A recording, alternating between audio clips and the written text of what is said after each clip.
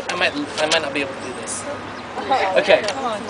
Okay, so I'm going to try and read you guys just a little piece. When we visited with Tom's Shoes, we delivered shoes at school after school, and orphanages. And one of the groups that we met with was a orphanage called Mother of Peace. And I'm going to just read you guys a short piece of this. So, we handed out shoes and we spent the afternoon sitting with children. This was a live-in orphanage, and children ranged from ages from infants to teenagers. It was strange to see well-nourished, chubby faces of 2-year-olds waddling through the room as we fit shoes on their feet. After we gave all these shoes, we sat playing music and made people attempts to try their traditional dance, which was really scary. They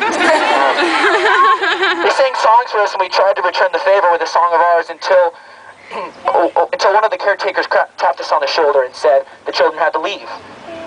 We thought we lost track of time and worried that we kept them from their daily activity, but the teacher just smiled, answering, kind of shaking her head yes and no at the same time. The children did need to go back to an activity, but it wasn't the kind that we assumed. They needed to take their next round of antiretroviral drugs. Almost all of these kids were infected with HIV.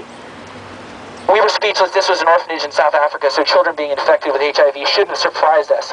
But these kids, they seemed unburdened, they seemed lighthearted. 2-year-olds scrambled to their feet and bounced around in the line of older kids as they waved goodbye. We'd been struck by how normal everything seemed at Mother of Peace, but we were reminded that a child living in KwaZulu-Natal, which is the area that we visited, lived with a very different definition of what normal was. This thought strikes me now. What's our definition of normal? Our definition of average is skewed. I just used the term earlier in the book, when I mentioned that we are from average American town. What we think of as normal in average American life is stereotypes of suburbs and strip malls, McDonald's drive-thrus, and soccer practice. You know, normal stuff. So what is normal? How do we reconcile the difference in our paradigms? How do we handle the reality that includes millions of kids orphaned by disease with a death sentence on their birthright, many of them never reaching their 4th birthday?